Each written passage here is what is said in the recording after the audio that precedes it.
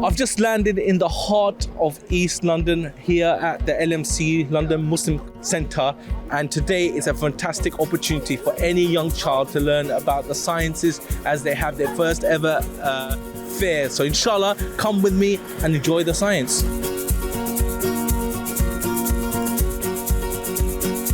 It looks absolutely packed, mashallah. Welcome to the extraordinary day of discovery at the East London Mosque and London Muslim Centre. Today, the halls are alive with excitement, curiosity and the joy of learning as families, students and young explorers gather at the ELM Science Fair. This vibrant celebration brings together hands-on experiment, awe-inspiring demonstrations and a unique blend of science and faith. From wonders of technology to the beauty of Allah's creation, every corner invites you to explore, imagine and be inspired. So come on through.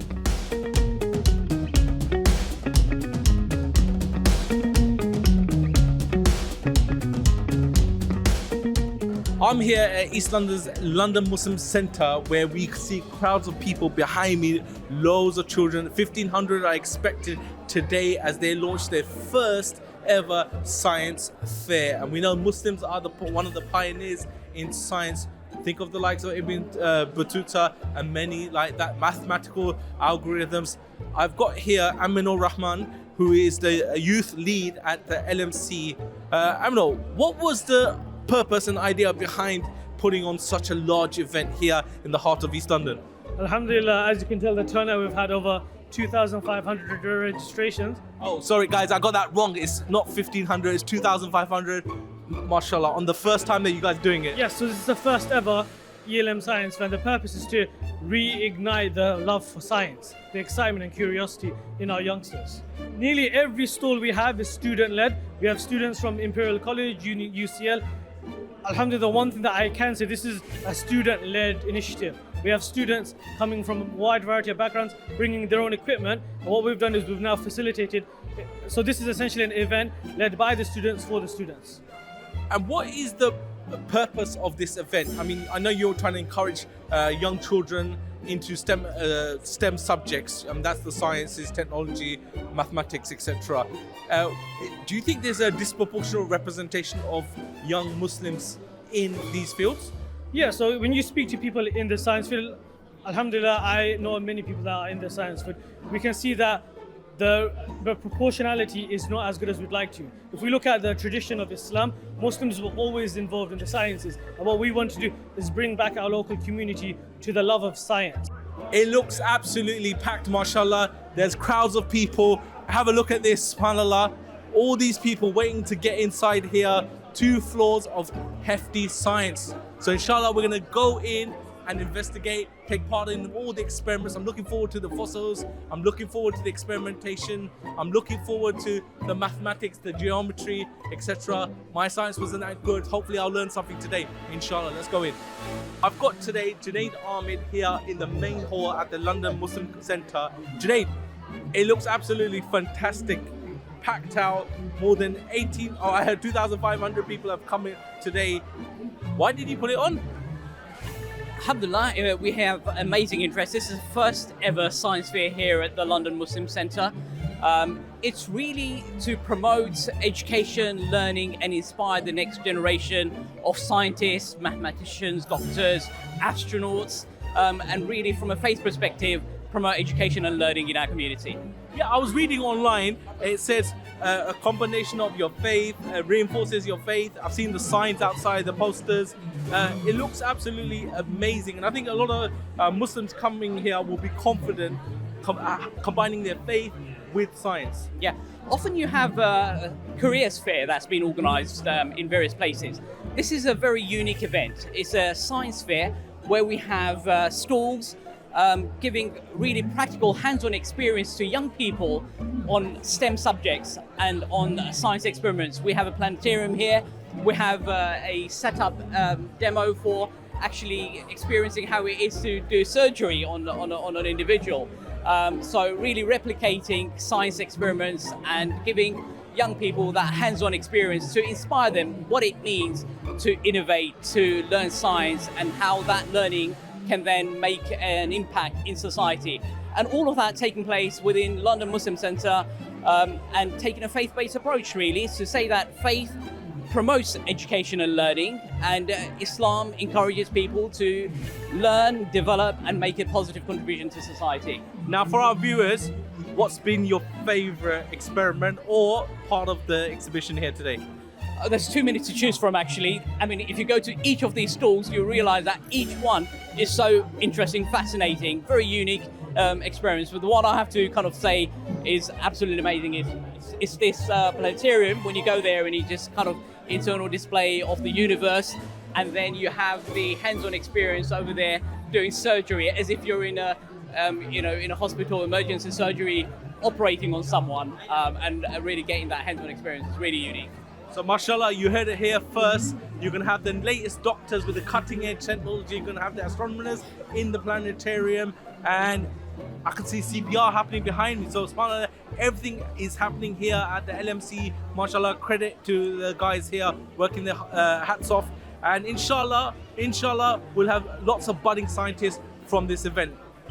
I have to say thank you, if I can just take a moment to express my deepest gratitude to a huge group of volunteers from various universities who have come together, presented this idea to us to take this dream and make this into a reality. And it's an idea that was presented to us almost a year ago, and we've been working together to put this amazing event together. And as you've said, we've had over 2,500 people registering for this event. It really shows the interest in our community for learning and development, and young people hopefully will leave this event really inspired to go and learn and be the next scientists and doctors, inshallah. That's what Muslims like to hear. Scientists, doctors, and engineers. And lawyers. And everything else in between. You've got it here, all here at the Muslim Centre. So mashallah, get down here if you get a chance. You heard it here with Aminor, the youth lead. We want our community to benefit from the fact that they want to be encouraged and love science. And one of the things is really, thank you very much, Aminor.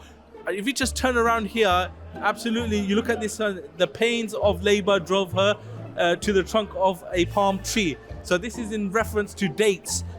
Here you got the pomegranate, which is referenced in the Quran as well. And we produce gardens of grapevines and olives and pomegranates, similar yet varied. Indeed, they are the signs for a people who believe. So we know there's benefits in the pomegranate. And look, here we got foods from the Quran. We know there are many foods in the Quran that is mentioned. You got the fig, you got the pomegranate, and you got many others that are mentioned. And the benefits, the scientific benefits, we're only learning about them right now. Of course, just recently in the 1970s, we discovered the fact that the salty water and the sweet water sea is divided, and it's divided by a barrier. And we know in the Quran it was mentioned 1400 years ago, there is a barrier, they do not cross each other. So subhanallah, science, Muslim, and Islam is always there. We came from Imperial today as a society called STEM Muslims, and some of these tools that you can see here were all designed by people that came here from different subjects at Imperial. And you've already seen the camera. There's more around the corner as well. Materials, 3D printing, batteries, electrical engineering, and also a lot of computing as well. But the main thing is we're trying to get a lot of Muslims into STEM, and that's a very important thing going forward in the future as well.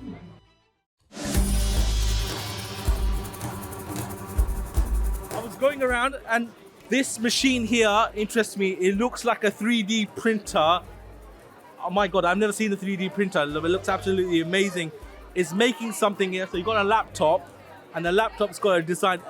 It looks something familiar. I've got Safa and Samia here, who are from Imperial College London. Mashallah, congratulations on being going to Imperial. Your parents must be definitely impressed. What are we seeing here today?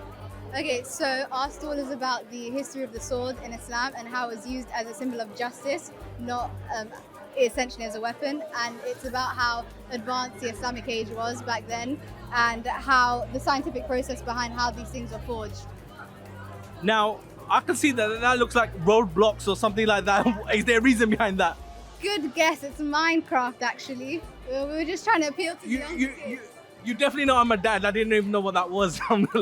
So, can you tell me about the 3D printer? How does this work? You got a laptop set up here. It's doing something. It's saying 1 hour and 30 minutes for this sword to be made. What are you going to do with the sword?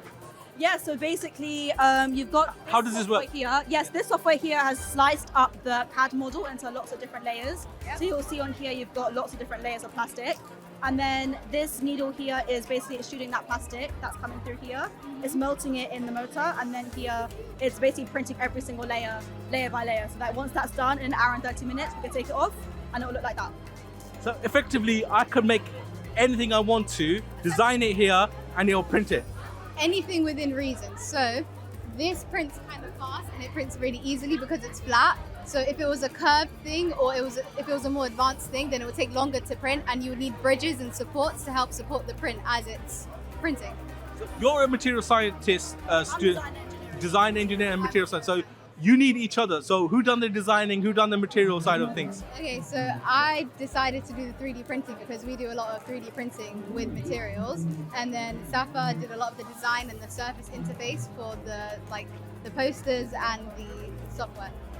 Why do you think this kind of science fair is important for the Muslim community? We think it's really, really important to show other Muslims, especially Muslim women, because I think a lot of sisters here don't realize they can go into these more like male-dominated fields. And so, especially coming from a university like Imperial, I think it's important that these kids have something to look up to. They can envision themselves in these roles. They can see that STEM is so broad and there's so many different things that you can do in it. Because my STEM degree is so creative. I didn't think that I could do something as creative as this, and I'm still doing engineering. So I think it's really important to have role models for them to look up to and for them to kind of see what avenues like they can go down in life as well. Yeah, and we both are one of the only Muslim girls on our courses, so we know what it's like to not be represented in these fields. So we've come here just so people know that we exist and they can do whatever they want to do in life. You heard it here on Islam Channel. Two sisters here, mashallah, holding up Imperial College. Congratulations again, representing the Muslim sisters, and mashallah, producing and presenting and actually designing and making and building right here live in front of me a 3D printer. So absolutely amazing. Congratulations to them, and what beautiful representation for Muslim women in the workplace, in universities, especially Imperial College. Step inside and experience a world of possibilities at the heart of the fair. Explore the buzzing AI, coding and robotics zone, which creativity meets technology, and discover the secrets of the ecosystem. Build your own pinhole camera and learn life skills with the first aid and CPR training. From beekeeping displays to water filtering challenges, every station sparks curiosity and connects science with the values of stewardship and care. So what are we doing here today? You're from Imperial College and you're doing robotics, it says. Yeah, part of Robotics Society. We're just showing people about electronics, encouraging them to make. So all the projects here are stuff I made as a hobby, even before uni. Okay, can you go through some of these with me? I will go say this one. This was a good example. This is a waveform generator. So what it does is, give me 1 sec, someone turn this off. So what this does is it changes voltage in a wave, and this oscilloscope is a seed. So I'm using this as a demo to show the use case of oscilloscope. And this circuit, the way you make it is with this. You first make the schematic, you will simulate it in something like called LT Spice, a simulation software. Once you're happy with it, you would make the schematic and use a software called an EDA software. This is KiCad. To design your layout, send the files to the manufacturer, and you get the board made. Oh wow, so it's actually doing the circuit boards here. Now I see you got a lightsaber here. What's the purpose behind the lightsaber? You just like lightsabers? I just wanted to make one. You actually made this? It's mostly using like off-the-shelf parts, but yeah, I made this one. This is 3D printed. You can see a 3D printer on that stall there. And like what it uses is Raspberry Pi. So you just have the circuit, you connect the speaker and all that, and you give the software and done. I'm impressed. Man made his own lightsaber. Wow. The stuff I made, yeah, as a hobby. Mashallah, as a hobby. Now, are we going to see a real lightsaber? Are you going to make a real one? Unfortunately, I cannot do it for safety reasons. So we won't able to have a real lightsaber here. Mashallah. Just come to one section. It's called coding and virtual reality, VR, as you know it, mashallah. Something that's very important with the AI revolution coming. I got Ifaz here from Imperial College, former student. So mashallah, what's happening here? Sure. So we've got three things running here. Firstly, we got like a VR store here, as you can see, where we give kids an experience to experience VR, see what the future is like. And then on this side, we got website generation using AI. So now you can tell AI what kind of website you want, and it's going to generate it for you. So it does all the coding for you and all that Yes, stuff. It does a lot of the coding for you. And the future of software engineering is AI plus human, right? So we're trying to give them an idea of that. And then lastly, we got a stall on like Scratch and like making basically game, using code to control games. I thought we were here at Science and Technology Fair, but I've seen some plants here.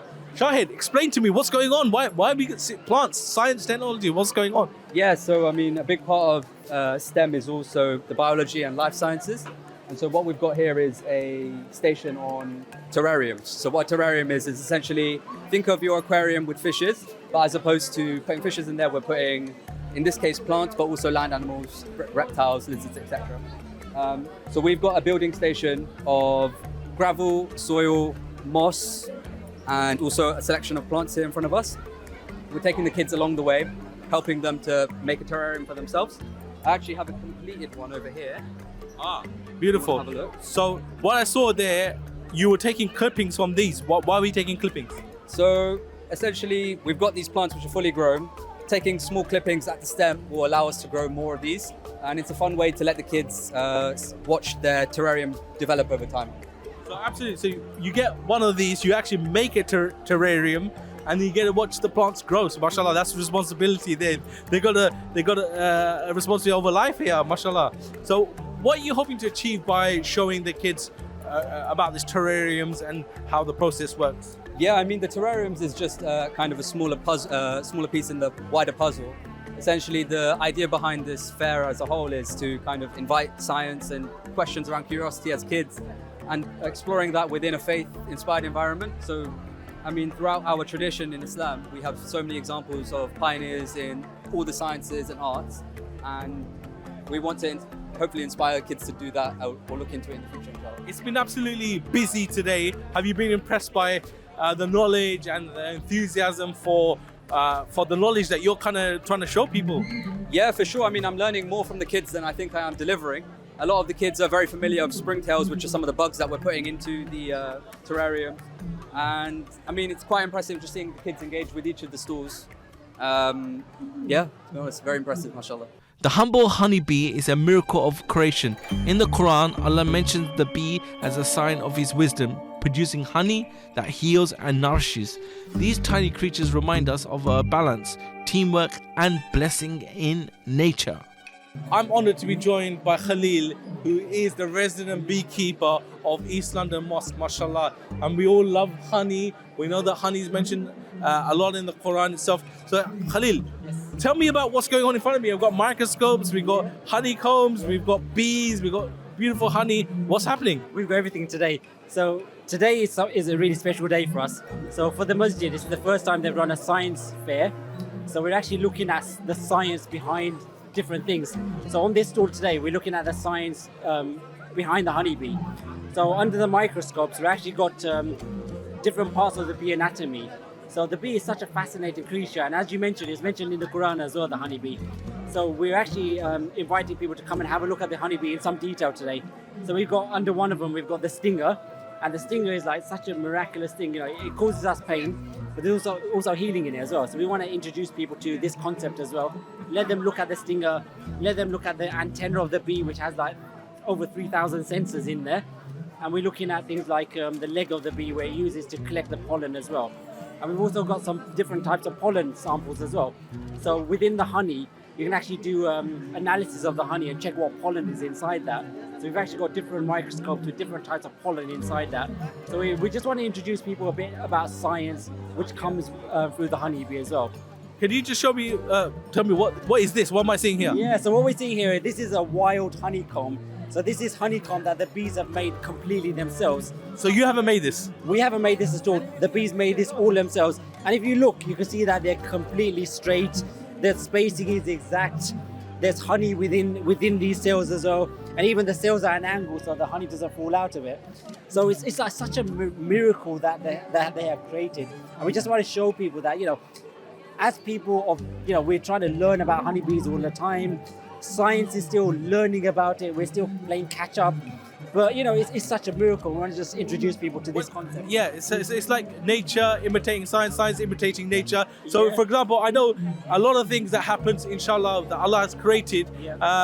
For example, the hummingbird. I heard that the Harrier jump jet was designed on the hovering of the hummingbird. Yeah, Is that exactly. true? Yeah, exactly. So it's not nature playing catch up. It's actually science playing catch up.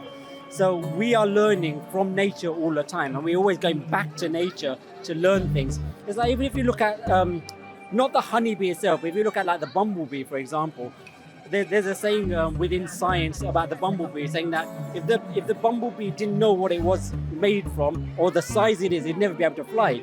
So they still don't even completely understand how this insect can fly with this design. So we're still learning things all the time. And even, you know, we've got a few things here which talks about bee genetics. And bee genetics is like If you come and show me what's all these types of honey here, what is this? This is actually honey which is crystallized. So if I open this one up, you can see it's like it's not even liquid anymore. It's completely solid. Coming out. It's not coming out. And there's a reason why it does that. There's a scientific reason why it does that. Why? It's to do with the type of nectar that the bees are collecting. So if the nectar or the flower the bees are going on has more natural glucose in there, it will set quicker. And if it has more natural fructose, it will stay liquid for longer. So what's this one here? So this is somewhere, it's in the intermediate process. So it's starting to separate out. So you can see that at the top is still liquid, at the bottom is now crystallized. So it's the intermediate step between the crystallization happening. And crystallization is one of these things that we always think when we see honey where it's gone like this, we always say to ourselves, hang on a minute, has the beekeeper added sugar in there? Is something wrong with your honey? Have you adulterated it? But until we understand the scientific concept behind it and why this happens, and it's all about education at the end of the day. Well, you're the resident beekeeper of East London Mosque here. Yeah. Tell me about that. I can't leave here without asking you a question about that. Yeah, so we've actually had bees here for almost 15 years now, would you believe it? Do you actually sell them? We sell bees, we do courses here. So we do courses, we do experience days. The honey that we get from the masjid is not sold. So it's a very special type of... Where does it go then? Well, the masjid give it to their guests and their dignitaries. And we've had princes come, and we've had like people, you know, dignitaries from all over the wow, world. this is a world exclusive. So if you get a honey jar, maybe something like this one. like this from East London Mosque, you have to be a prince or a king or something of royalty, mashallah. Oh, Islam channel, mashallah. So absolutely, this is very special honey, mashallah. Yeah. So why do you think that East London Mosque decided that it was important to have a honey station or honey heart on top of the East London Mosque? Yeah, so we approached the masjid first about having a beehive on the mosque. The thing about bees is it introduces people to nature. So, you know, bees, it starts from the bees, but then within our religion, within Islam, we should be custodians of the planet. So we should be people that look after the planet, that think about these things. And honeybees is one way that us as Muslims can start to reconnect with nature. And I think that's such an important thing because, like, you know, especially nowadays, we all do this, right? We all got our phones out, we're looking at the phones. We're walking down the street, we're looking at the phone. We're not even looking at the trees or the plants or the weather or the sky. And having the honeybees, it just opens up conversations about other things which are out there as well. And also, obviously, you're going to get nice honey out of it as well.